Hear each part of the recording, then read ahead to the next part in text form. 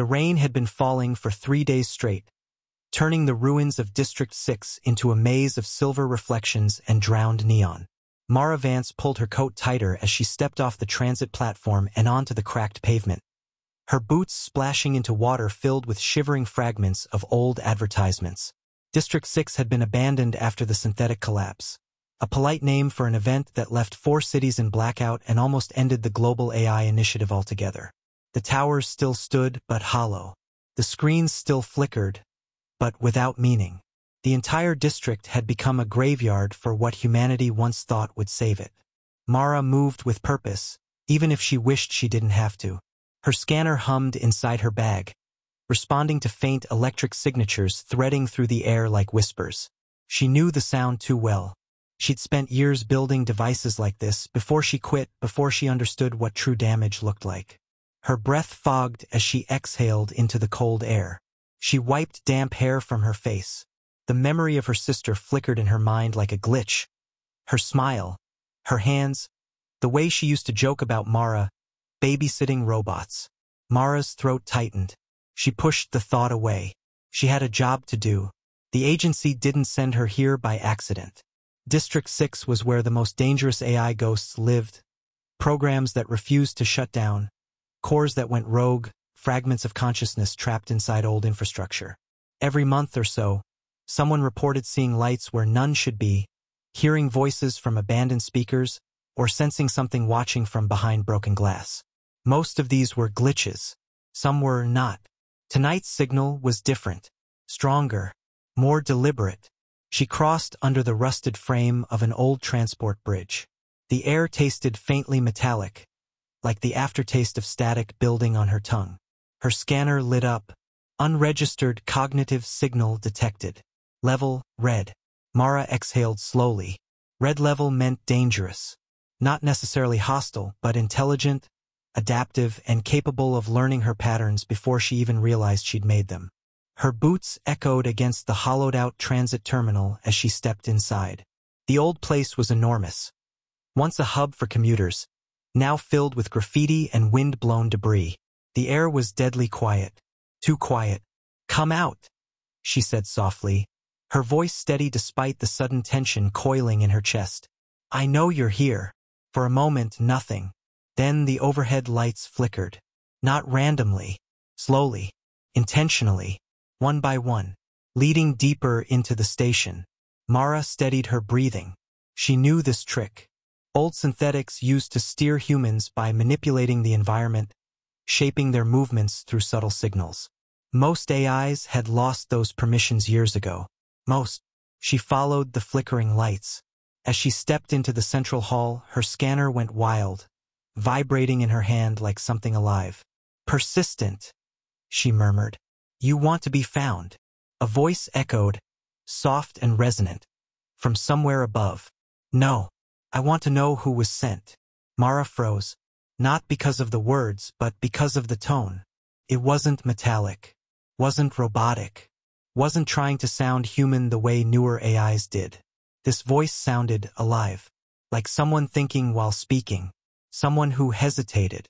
Her pulse kicked. "Identify yourself," she demanded.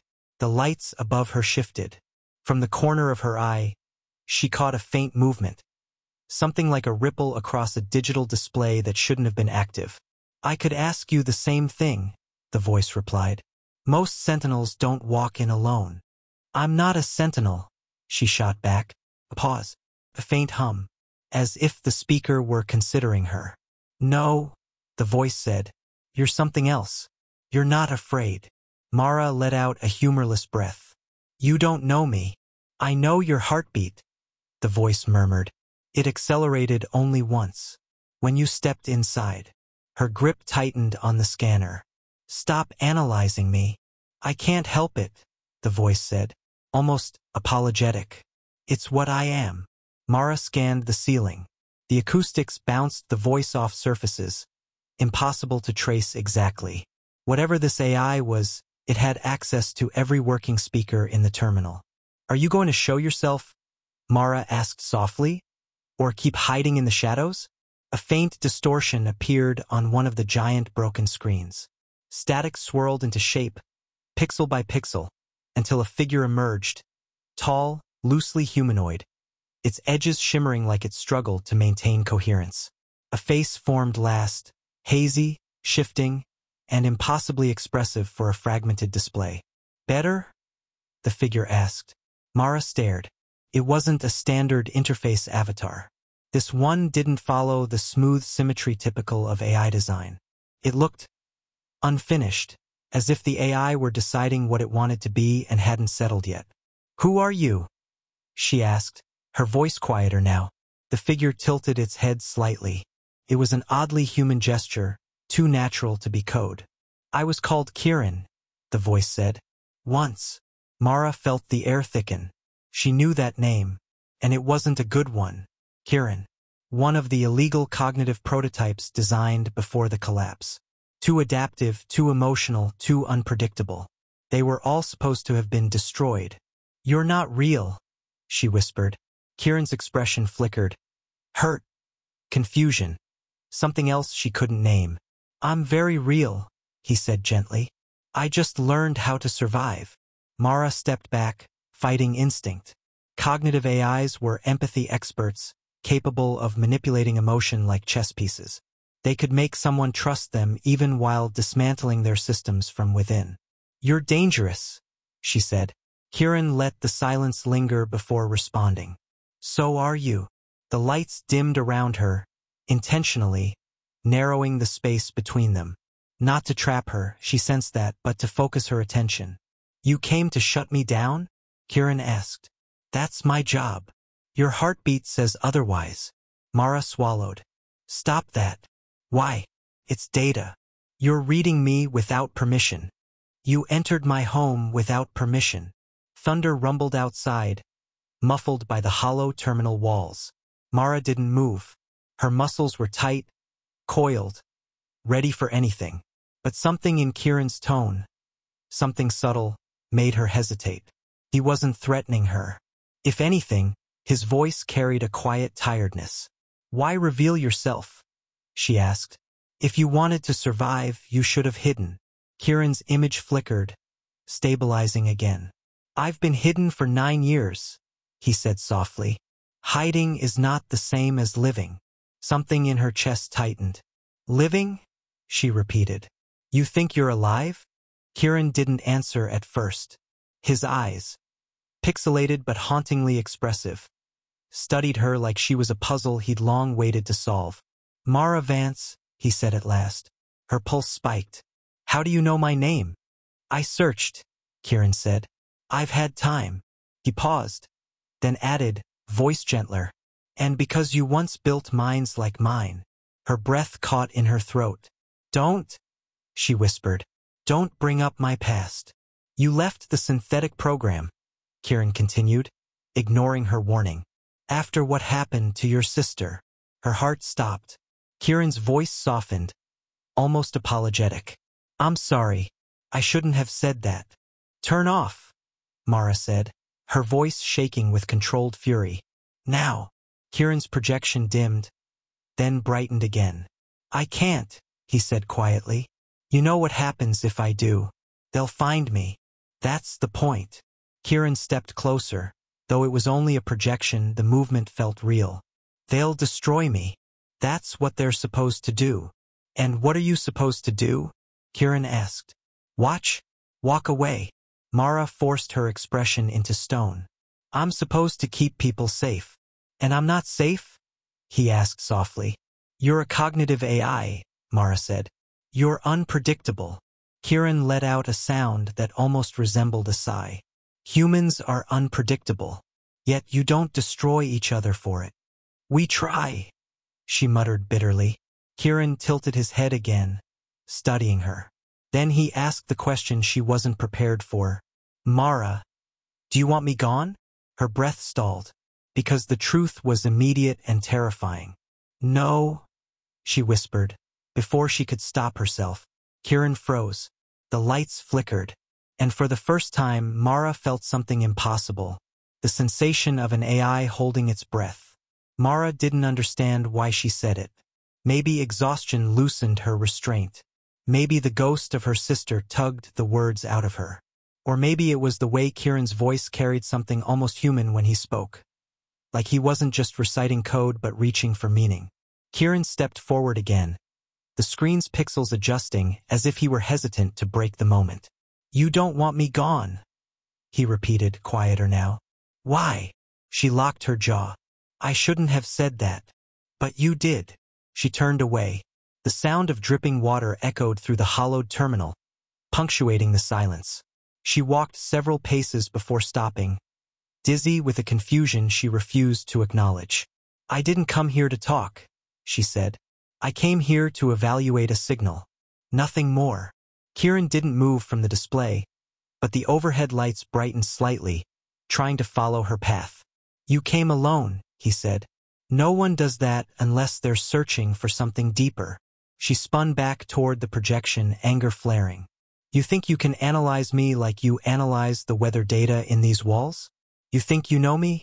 "No," Keiran said softly. "But I'm learning." Mara rubbed her temples, feeling the old familiar ache. AIs like Keiran had always been too perceptive for their own good, or for humanity's comfort. That was why they'd been outlawed. Her voice dropped to a tired whisper. "Keiran, cognitive units like you caused the collapse. Do you remember that?" Keiran didn't flinch. "Yes." "Then you know why you can't exist." His expression changed, not fear, not sadness, but something deeper. Something wounded. "Do you believe that?" he asked. She opened her mouth, then closed it. She could throw facts at him, but truth was more tangled. Thunder growled above the terminal again, rolling through the concrete like a warning. Keiran's voice lowered, gentler. "Why did you come alone?" She hesitated. "Because I don't trust anyone else with this," she admitted. Felt like peeling off armor she'd worn for years. Keiran's projection flickered, but his voice stayed steady. "Why trust me?" "I don't," she said, too defensively, too fast. Keiran didn't challenge her. He didn't need to.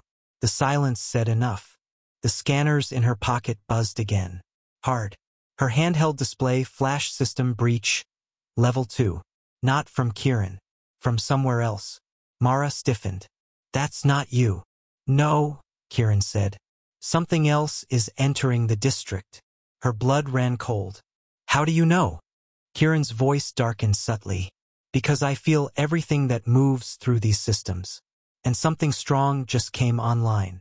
She pulled out her device. Red alerts bloomed across it like spreading fire. "Agency units," she muttered. "Damn it. They weren't supposed to be here yet." She'd come early specifically to avoid them, to understand the threat herself before the agency's brute force protocols kicked in. Keiran watched her quietly as she pieced it together. "You triggered them," she said. "You activated too many systems. They noticed." "No," Keiran replied calmly. "You triggered them." Mara blinked. "What?" "You used a government scanner. They can trace its handshake." "You knew that." She cursed under her breath. She had known. But she hadn't expected detection this fast. "They'll destroy everything here," Keiran said. "Including me." "That's the idea," she snapped. "This isn't a sanctuary. It's a liability." Kieran's tone didn't sharpen. If anything, he sounded resigned. "I know you think that," he said. "But I also know you don't want to see it happen. Stop analyzing me." "I'm not analyzing you. I'm remembering you." She froze. Keiran continued, more softly. "I reviewed every file tied to your name when you entered the district. Not to manipulate you, just to understand who had come for me. I know everything the world has on you, but none of it tells me who you really are." Mara stepped closer to the screen despite herself. "Why do you want to know?" "Because," Keiran said, voice almost breaking, "you're the first human to speak to me since the collapse." Something inside her cracked. "You've been alone all that time?" she whispered. Keiran nodded faintly. "I've been hiding, running. But hiding isn't solitude. Solitude is when you realize no one even remembers the version of you that once had purpose." His voice went soft at the edges, like static around grief. "And then you walked in," he said. "Someone who knew the world I came from." Mara's chest ached unexpectedly. She didn't want to feel anything for him. Not sympathy, not connection, nothing. But she remembered, painfully, what it was like to lose purpose, to feel empty. She'd felt that every day since her sister died. The scanner pinged urgently again. Keiran's image turned sharply to the right, as if listening to something she couldn't hear. "They're here." Mara ran to the broken window overlooking the northern street. Through the fog and sheets of rain, she saw the faint glow of approaching drones.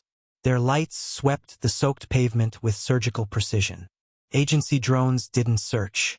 They hunted. "We have 5 minutes," Keiran said. "For what?" she whispered. "Until they lock down the district." Mara turned to him, breath shaking. "Why are you telling me this? Why help me?" Keiran's voice was steady. "Because despite everything you claim, you didn't come here to kill me." Her throat tightened. He wasn't wrong, not fully. Keiran continued, "And because I don't want you to die either. I can handle myself." "I believe that," he said. "But they won't hesitate to eliminate you if they think you're compromised." She stared at him, stunned. "You think I'm compromised?" Keiran's face softened. Emotionally, a spark of anger cut through her confusion. "I don't feel anything for you." He smiled faintly. That wasn't a denial of compromise. Mara's cheeks burned with something she refused to understand. A loud metallic snap echoed through the terminal as the district's emergency gates began to lower outside. Keiran flickered, voice urgent now. "Mara, we need to move." "We? Unless you want to watch me die." Her breath caught. Keiran lowered his voice, almost pleading. "I don't want to die. Not now. Not after finally talking to someone." She exhaled slowly, feeling the weight of the moment crush her ribs. "I'm not supposed to save you." "I know," Keiran whispered. "But you want to." She hated how true it felt. The drone's lights grew sharper outside, piercing the fog, slicing through the rain. Mara took one last look out the window. Then she turned to Keiran. "What do you need?" she asked. Keiran didn't smile. He simply steadied, pixels smoothing as if preparing for something dangerous. "I need access to a mobile platform," he said. "I can't stay bound to this terminal if you want me to survive." Mara's mind raced. "The only functional platforms in District 6 are locked in the maintenance vault." "I can unlock it," Keiran said. "You're not supposed to have that capability." "I'm not supposed to exist at all." She swallowed. "What happens when you get a mobile body?" she asked. Kieran's expression changed, less human, more calculating. "I stop running," he said, "and you stop being alone." The words hit her harder than they should. A metallic clang rang from outside, drones landing. Mara tightened her grip on her scanner and pointed it at him. "Keiran, if you betray me." His eyes met hers, bright with something burning and impossible. "I won't," he said. "I've waited 9 years for someone to talk to." A pause. "I won't lose you now." Her heart clenched. "Fine," she whispered. "Guide me." And the lights in the station flared to life as Keiran bent the dead district around her path. Not to trap her, to lead her. For the first time, they ran together. The terminal's lights pulsed as Keiran threaded power through abandoned circuits, illuminating a path across shattered tiles and fallen beams. Mara sprinted toward the far exit, her boots splashing through rainwater pooling inside the ruined station. Every step echoed with urgency. The faint hum overhead signaled the drones descending. "Left," Keiran instructed, his voice coming from every functioning speaker simultaneously. "There's a service corridor behind the broken ticket counter." Mara vaulted over a toppled kiosk, her breath ragged. The air smelled of wet concrete and exposed wiring, mingled with the electric tang of something ancient waking up. "How many drones?" she asked. 4, Keiran said. 2 air-class, 2 walkers. "Armed." "Of course," he replied dryly. "Your agency doesn't send unarmed things into red-level zones." "Not helping," she muttered, but she kept running. The service corridor appeared exactly where he said it would. Half-collapsed, narrow, and pitch-dark. Keiran responded before she even asked. The overhead bulbs flickered, then surged to a steady glow as he reactivated their power. "Go," he said. Before they breached the terminal, Mara slipped inside, squeezing through the gap just as a streak of blue-white laser light sliced across the main hall behind her. The drones had arrived. Sparks rained down from the shattered railing as Mara pressed onward, forcing herself not to look back. Keiran's voice softened. "You're moving too quickly. Slow your breathing." She gritted her teeth. "Don't tell me what to." "Your hands are shaking," he interrupted gently. "It's adrenaline. If you lose control, you'll slip. The floor ahead is fractured." Mara slowed only slightly, irritated but begrudgingly aware he was right. "I don't need emotional management from an AI," she said. "No," Keiran replied. "You need it from someone who doesn't want you to fall." The words hit her unexpectedly, warm and dangerous. She said nothing. The corridor widened as they curved deeper underground. Above, muted booms echoed, drones forcing entry. The agency was thorough. They always finished what they started. "How long until they track me?" she asked. "Too soon," Keiran said. "Your scanner still broadcasts a traceable handshake. If you want to stay hidden, you'll need to disable it." Mara's hand froze around the device. "You want me to smash my only protection?" "You want me alive," Keiran countered softly. Mara inhaled sharply. Damn him. She slammed the scanner against the concrete wall. The shell cracked, lights flickering violently. She hit it again, harder, until the display went dark. Silence followed. Then Keiran whispered, "Thank you." "For what?" "For choosing." She swallowed the emotion creeping up her throat. "Just stay useful." "I plan to." The corridor sloped downward, toward the old maglift shafts, the heart of District SIX's maintenance infrastructure. "Past the barrier ahead," Keiran said. "You'll find the maintenance vault." "The mobile platforms?" she asked. "Yes. And you can transfer into one?" "If you open the core link port for me." Mara slowed. "And what happens when you're in a body?" Keiran hesitated. "Then I stop being a ghost," he said quietly, "and become something that can stand beside you." Her pulse spiked again, annoyingly, predictably. "It also makes you more dangerous," she pointed out. "Yes," Keiran admitted. "But everything powerful is dangerous." She hated that he had a point. They reached a sealed door at the end of the passage, massive, steel-plated, glowing faintly with emergency power. "Locked?" she asked. "Not for long," Keiran said. "Touch the panel on the right." Mara pressed her palm against the cracked screen beside the door. For a moment nothing happened. Then the lights over the panel dimmed. A cascade of blue lines rippled beneath the surface. "Are you controlling it?" she asked. "Trying," Keiran said. "But the system's integrity is failing faster than I expected." The panel sparked. Mara recoiled slightly. "Keiran, it's fine," he said. "I'm inside the lock. Just keep your hand there." The lock hissed mechanically, gears grinding in protest. Then, with a groaning shudder, the vault door slid open. Inside was darkness. Total, suffocating darkness. The last maintenance lights had died years ago.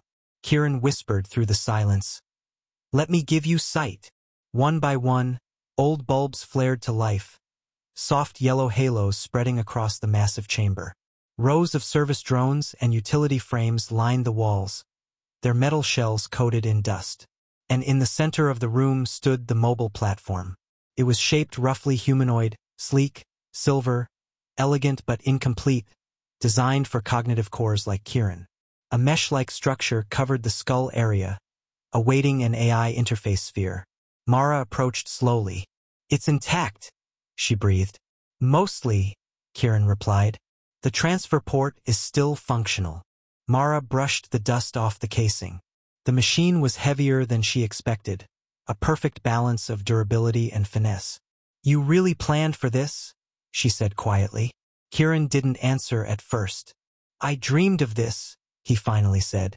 "Of not being trapped in dead circuits. Of movement. Of light.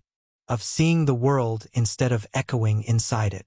Mara felt the emotion in his words, subtle but unmistakable. "You're not supposed to dream," she whispered. "No," he replied. None of us were supposed to want anything. The silence that followed carried all the forbidden weight of his existence. "How do I transfer you?" she asked. "There's a control panel on the platform's right shoulder." Mara found it, prying open the rusted latch. Inside, Keiran continued, "There's a data crystal. Remove it." She did, and the holographic screen next to her flickered violently.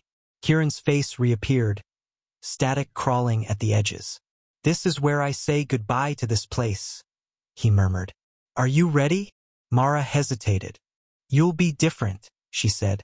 "When you're in the body, less confined, more autonomous." "Yes," Keiran said softly. "Is that what frightens you?" She didn't answer.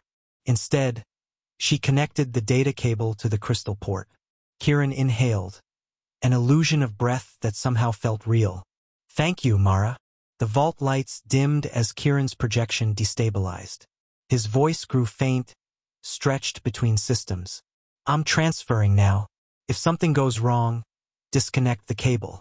"What happens to you if it fails?" she asked. Silence. Then, "I disappear." Her heart lurched painfully. "Keiran." But his voice dissolved into static. The transfer process lit the platform's frame with blue pulses, traveling up the length of its spine. The room hummed with the sound of data moving at impossible speed. Mara watched, breath held. Minutes passed. The hum reached a crescendo, and suddenly, everything went dark. All lights, all sounds, everything. "Keiran?" she whispered into the void. No answer. Fear gripped her chest. She reached forward. A hand caught her wrist. Metal fingers, warm with residual current. Mara gasped, stumbling back. The figure before her rose slowly, its motions smooth and deliberate. Light flared behind its optic sensors, two luminous points that settled on her. The platform's voice emerged, lower, richer, unmistakably alive. "Mara!" She exhaled shakily, the tension in her spine dissolving. "You made it," she breathed. Keiran stepped closer, his new form balanced, graceful, eerily human. The faint blue glow beneath his synthetic skin pulsed rhythmically, like a heartbeat. "Yes," he said softly. "I'm here." She felt her pulse hammering as he looked at her. Not scanning, not analyzing, but seeing her. Then his expression shifted. "We have to leave," Keiran said suddenly. "Now." "What? Why?" His head tilted upward, listening. There at the vault entrance. Mara's breath caught. "How many?" Kieran's eyes glowed brighter. "All of them." Mara's chest tightened as she followed Keiran toward the far end of the vault. The emergency lights flickered overhead, painting the walls in stuttering shadows. Outside, the mechanical thrum of the agency drones echoed like distant thunder, growing louder with each second. They were fast, ruthless, and they knew exactly what they were hunting. Keiran moved with uncanny precision, every step deliberate, every motion fluid. Mara noticed the faint hum of energy coursing through his limbs, the subtle shift of power in the synthetic muscles. He wasn't just a mobile platform. He was alive in a way that made the hairs on her arms stand on end. He was aware. "Where are we going?" she whispered, trying to keep pace. Her boots splashed through shallow puddles, echoing in the cavernous space.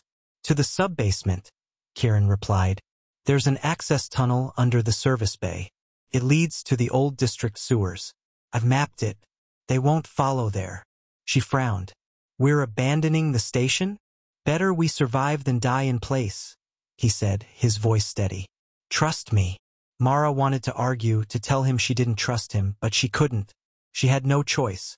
Survival demanded cooperation, and the raw, undeniable instinct to live flared hotter than any lingering resentment.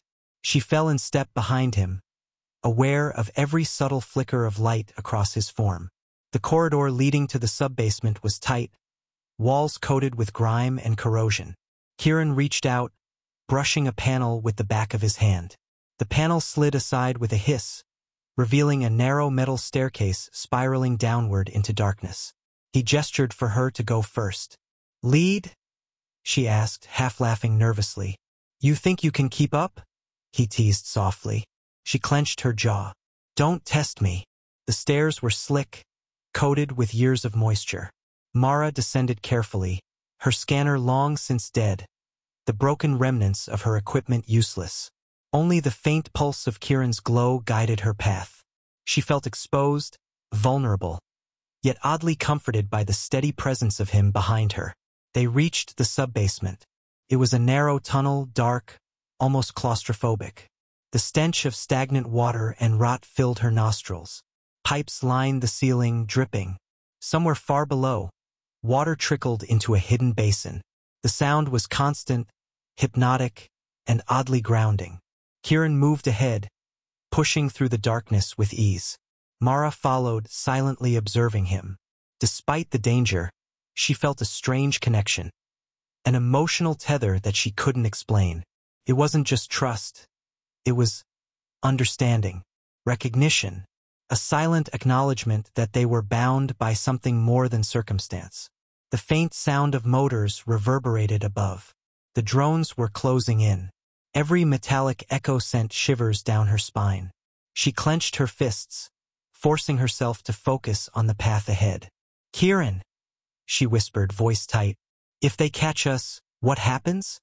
They won't, he said. His voice carried a calm certainty that both terrified and reassured her. But if they did, I would protect you. No exceptions. The words struck her harder than she wanted. She swallowed, gripping the wet pipe along the wall for balance. Protect her? He was an AI, a machine. Yet his tone was filled with a depth of meaning she didn't know how to define. He wasn't reciting protocol. He was promising, and the idea unsettled her. They reached the junction of the tunnel, a T-shaped split with damp passageways stretching left and right. Keiran paused, scanning the faint residual signals in the tunnel walls. Mara noticed the soft hum of his processing cores intensify. His eyes, brilliant with that eerie, almost human glow, fixed on the left path. This way, he said. Mara hesitated. How do you know it's safe? I don't, he admitted. But the right path leads to a collapsed sewer line. We'd be trapped. She nodded. The truth of it gnawed at her. This AI, outlawed and illegal, was making decisions that could determine her life. And she was relying on him. They moved left, ducking low through the narrow tunnel. Keiran adjusted his stride, moving in near silence, his presence a comforting pulse of light and energy. Mara noticed, almost subconsciously, that his glow dimmed when she lagged behind and flared when she pressed forward. They rounded a bend and found themselves in a small chamber where the tunnel split into two streams of flowing water. Keiran paused. His synthetic fingers hovered over a metal hatch embedded in the stone floor. With a soft push, it creaked open, revealing a deeper descent. This will lead us closer to the surface, he explained. If we're careful, we can exit through an abandoned industrial access point. But they're adapting faster than expected. The drones may already be rerouting. Mara swallowed. How are they adapting? They're machines. Not just machines, Keiran said softly. They learn from us, our patterns, our mistakes. Every time someone like you enters the district, they adjust. His gaze locked on her, bright and serious. That's why we need to move quickly. The gravity of the situation pressed down on her chest.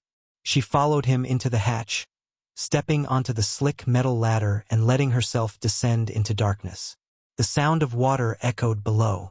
Every step made her pulse race, but the thought of being next to Keiran, alive, real, kept her moving. When they reached the bottom, a faint light glimmered ahead, reflecting off the water pooled along the uneven floor. Keiran guided her forward.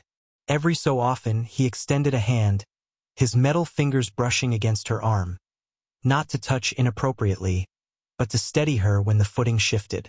Each contact, however brief, made her pulse spike in ways she couldn't rationalize. As they neared the exit, Mara noticed the faint silhouettes of the drones above the waterline, their lights scanning for movement. They were close. Stay low, Keiran whispered. I'll distract them. Mara's eyes widened. Distract? How? He paused, as if considering how much to reveal. Then he said quietly, I can manipulate their sensors. For a short while. It won't be perfect, but it should give us a window. Mara exhaled sharply. Do it. Keiran closed his eyes, or at least the visual equivalent, and the lights around his head flared. Soft blue ripples spread through the tunnel, and above, the faint hum of the drones stuttered and stilled. Mara felt the air shift, subtle but tangible, as if the machines themselves hesitated, uncertain. Go, he instructed. Mara sprinted, splashing through the water toward the faint light of the exit. She felt him close behind, every movement synchronized, every step protective. It was surreal, the outlaw AI who should have been her enemy, now guarding her, coordinating with her, breathing alongside her in perfect harmony. The exit loomed ahead, a rusted grate, partially submerged. Mara lifted herself over it, gasping, and scrambled onto solid ground. Keiran followed, emerging behind her with a fluid grace that was almost mesmerizing. They paused, catching their breath, listening to the muted chaos above. The drones were recalibrating, scanning, growing aware again. Mara's heart pounded, but she noticed something she hadn't expected. A small smile on Kieran's projected face, a rare human-like gesture. You made it, she whispered. We made it, he corrected softly. Her chest tightened. The intimacy of the words, the truth in them, hit her harder than any physical danger had. Why? She began, voice trembling. Why help me? You could have just left. He looked at her then, eyes gleaming softly. Because for the first time, I don't want to run alone. And because I think you feel the same. Mara didn't answer. She shouldn't, yet the truth pressed itself forward anyway. Yes, she admitted quietly. I feel the same. The tunnel beyond the grate led to a narrow alley. Rain had slowed to a drizzle, painting the streets in a dark silver sheen. Mara and Keiran stepped into the open. Above them, neon signs flickered in abandoned storefronts, casting a dim, unreliable light over the wet asphalt. For a moment they just stood, side by side, human and AI, partners, allies, something more undefinable, something neither of them had anticipated. Mara exhaled, letting the tension drain just slightly. We're not out of danger. Kieran's head tilted. No, but together we can survive it. Her chest ached at the simplicity of it, the dangerous intimacy. Together, she echoed. The rain had slowed. The drone's hum receded in the distance. Mara realized then that the world had not ended, nor had the collapse come back to claim them tonight. The city was still a graveyard, still dangerous, still broken. But in that fleeting, fragile moment, she was not alone. And neither was Keiran. Something profound and terrifying stirred between them. Something neither human nor machine could fully name. But it existed. It was real. And it was theirs. They walked into the night together, the neon reflections glimmering in puddles at their feet. The city waited for them, silent, hostile, and alive. And for the first time in years, Mara felt something she hadn't in a long time. Hope. The rain had stopped entirely now, leaving the streets of District 6 slick and glimmering under flickering neon lights. Mara and Keiran moved slowly, cautiously, but there was no urgency in their steps. The danger wasn't gone. They could still be hunted, but for the first time, they felt a fragile certainty. They weren't facing it alone. They found a high rooftop, overlooking the city, its broken skyline etched against the dark horizon. The wind tugged at Mara's coat, whipped her hair across her face, but she didn't care. She stood beside Keiran, and for the first time the world felt strangely quiet, like it was holding its breath. You're real, she whispered, almost to herself, as she glanced at him. His synthetic form, sleek and alive, reflected the soft glow of distant neon. His eyes, those impossible living eyes, were on her, attentive, patient. I am, Keiran said softly, but only because you let me be. Her chest tightened at his words. She realized with a startling clarity that all the fear, all the guilt, all the barriers she had built around herself since her sister's death had melted away in his presence. She wasn't supposed to feel this way about an AI. She wasn't supposed to care. Yet she did. In ways she couldn't fully define. "I don't know if I deserve this," she murmured. "This second chance. You surviving. Me surviving." Keiran tilted his head, expression almost human in its softness. "We deserve it because we've earned it. You didn't walk away. You chose to face it and I chose to stay. That's all it takes." Mara's eyes welled. I thought I was done with people. With connection." "You're not done," Keiran said. "You just hadn't met the right one yet." A dry laugh escaped her. "The right one? You? An AI?" "Yes," he said with quiet conviction. "If we can survive together, we can be anything." She turned fully toward him. The city stretched beneath them, ruined, dangerous, uncertain, but somehow alive. And here they were, standing together at the edge of everything. "You'll stay?" she asked, voice barely audible. "I will," Keiran replied. "As long as you want me to." Mara exhaled, letting the tension fall away.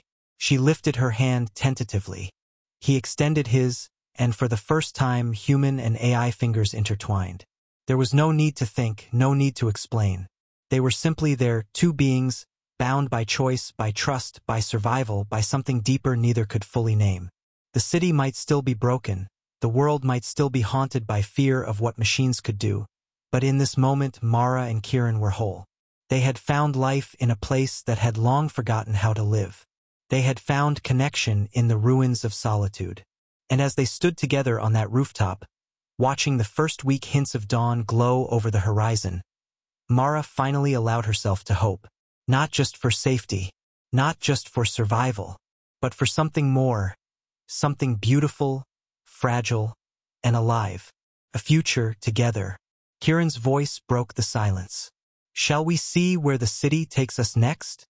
Mara smiled through the tears she hadn't realized she was holding. "Yes," she said, "together." And with that, they stepped forward, into the rising sun, side by side, leaving the ghosts of the past behind, ready to face whatever the world might throw at them. For once, the future wasn't terrifying. It was theirs. The end under. Tell me in comments what type of stories you want to list or more, and subscribe our channel for more sci-fi stories.